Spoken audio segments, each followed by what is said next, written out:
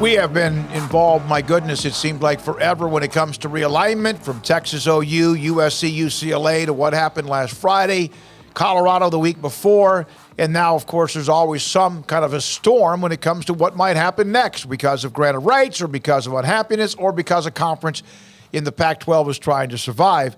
Ehsan Kassim joins us from the Tallahassee Democrat, covers Florida State.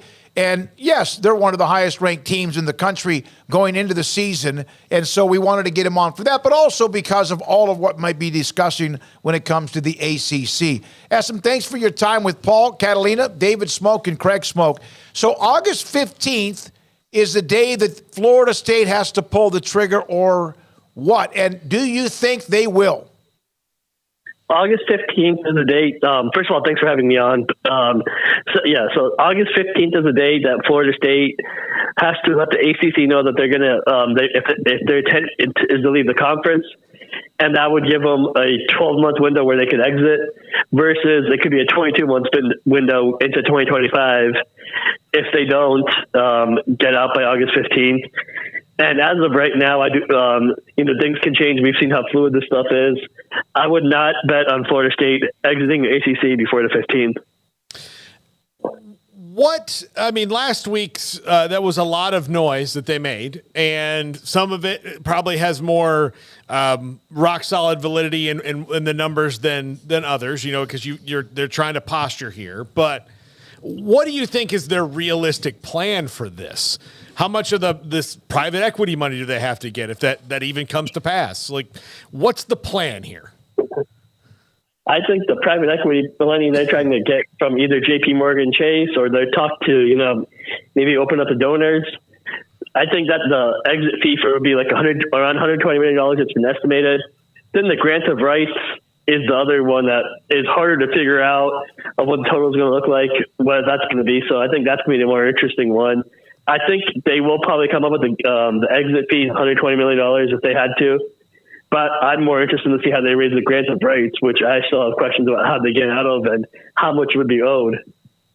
Ehsan, how quickly did this kind of take on full bore steam in your eyes? I mean, obviously realignment's been a thing now throughout college football history, but especially the past couple of years. But were you surprised at all by how aggressive Florida State has been, or has that kind of been the feel around Tallahassee, was that this was coming?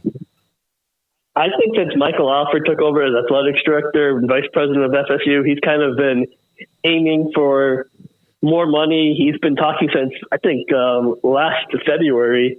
He brought up the how FSU compared to, and has been talking since comparatively to the rest of the country when it comes to how much money they make, revenue.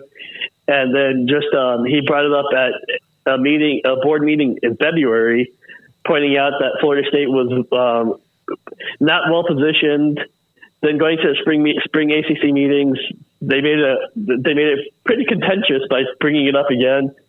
And I think Florida State's goal is here to make it as uncomfortable as possible for everyone else to either force the ACC to come to the table and work with them in Clemson, or just be like, ACC's like, what, it's not worth Florida State's headaches they're putting up with. So it's kind of like a Damian Lillard situation of trying to force themselves out a little bit. All right, now, they are supposed to be really good, and we saw they turned the corner last year. If they were coming off 4-8, would they be barking? I think they would still try to be making a little bit of noise, but I don't think it'd be as much noise, because what leverage do they have then? Your football team is not very good. You probably just have to fire a head coach, and you're probably paying that money as well, so you cannot afford to take the risk that you're taking right now. Do you feel that they would, if they go over the wall, that they would have Clemson right behind them? I've been led to believe that Clemson is ready to go through as well. They're ready to get out of here, the ACC as well, to get to a conference where they belong, or at least get what they deserve, what they feel they deserve in terms of money for what their football program brings in.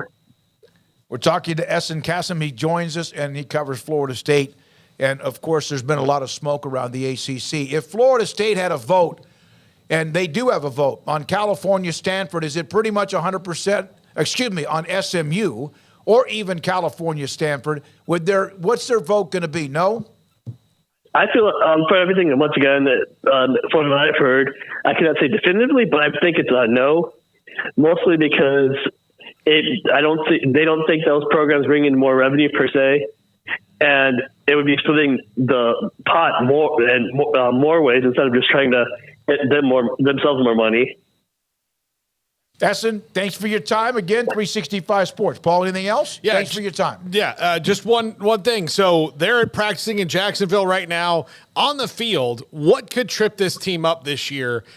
Would it just be that they have not taken that step where they can go toe-to-toe with the good teams? Because they lost. The three in the row they lost were, Clemson, NC State, and Wake Forest, or Wake Forest, Clemson, NC State, in that order last year. Yeah, I think that the offense, like as we saw at the last year, and they have more weapons, will be explosive. What I still have questions about, they struggled in the run game against Florida, Oklahoma, against Clemson, against Wake Forest, NC State, all those teams that struggle against the run. So I want to see if that's improved. Early returns in practice have been better, but of course, they've been wearing pads, full uniforms for 2 days. So I still have questions about where the run defense ranks, especially after the struggles last year. Ehsan, thanks for your time. Enjoy it. Covers Florida State for the Tallahassee Democrat with us on 365 Sports. Man,